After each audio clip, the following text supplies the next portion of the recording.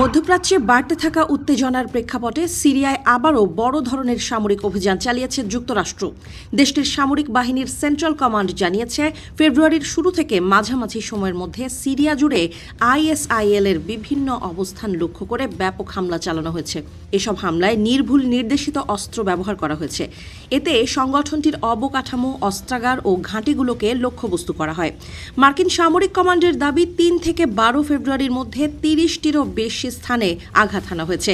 অভিযানের মূল উদ্দেশ্য ছিল আইএসআইএল এর অবশিষ্ট নেটওয়ার্কের ওপর অব্যাহত চাপ বজায় রাখা এবং সংগঠনটির পুনরুত্থানের সম্ভাবনা নস্যাৎ করা।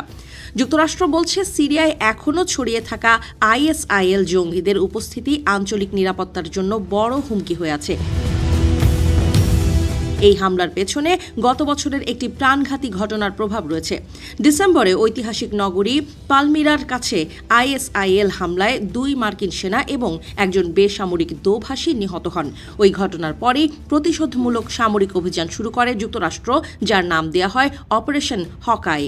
মার্কিন সেন্ট্রাল কমান্ডের তথ্য অনুযায়ী গত 2 মাসে পরিচালিত এই অভিযানে 50 জনেরও বেশি আইএসআইএল যোদ্ধা নিহত বা আটক হয়েছে। পাশাপাশি সংগঠনটির প্রায় 100টি অবকাঠামোগত লক্ষ্যবস্তু ধ্বংস করা হয়েছে।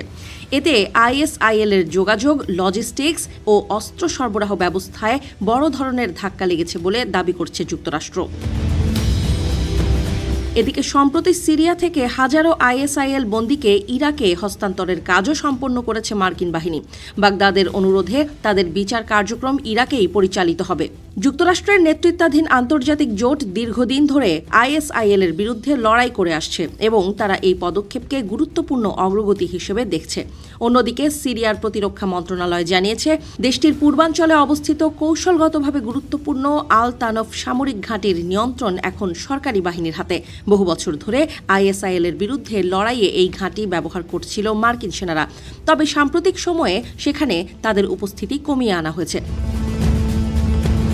বিশ্লেষকদের মতে, এই পরিবর্তন সিরিয়ার অভ্যন্তরীণ শক্তির ভারসাম্যে বড় প্রভাব ফেলতে পারে, কারণ দামেস্ক সরকার এখন পুরো দেশের উপর নিয়ন্ত্রণ পুনঃপ্রতিষ্ঠার চেষ্টা চালাচ্ছে। একই সময়ে ওয়াশিংটনও সিরিয়ার নতুন কর্তৃপক্ষের সঙ্গে সম্পর্ক উন্নয়নের দিকে এগোচ্ছে। 2019 সালে আইএসআইএল এর ভৌগোলিক পরাজয় নিশ্চিত করতে যুক্তরাষ্ট্রের নেতৃত্বাধীন জোট কুর্দি নেতৃত্বাধীন সিরিয়ান ডেমোক্রেটিক ফোর্সেসের সঙ্গে যৌথভাবে অভিযান চালিয়েছিল। তবে সাম্প্রতিক সময়ে ওয়াশিংটন জানিয়েছে, এই জোটের মূল উদ্দেশ্য প্রায় শেষ পর্যায়ে পৌঁছেছে। এদিকে মধ্যপ্রাচ্যের সামগ্রিক উত্তেজনা বাড়ার পেছনে ইরানকে ঘিরে চলমান ভূ রাজনৈতিক টানাপোড়েনও গুরুত্বপূর্ণ ভূমিকা রাখছে। অঞ্চল জুড়ে যুক্তরাষ্ট্রের সামরিক উপস্থিতি ও নতুন প্রস্তুতি পরিস্থিতিকে আরও সংবেদনশীল করে তুলছে বলে মনে করছেন পর্যবেক্ষকরা।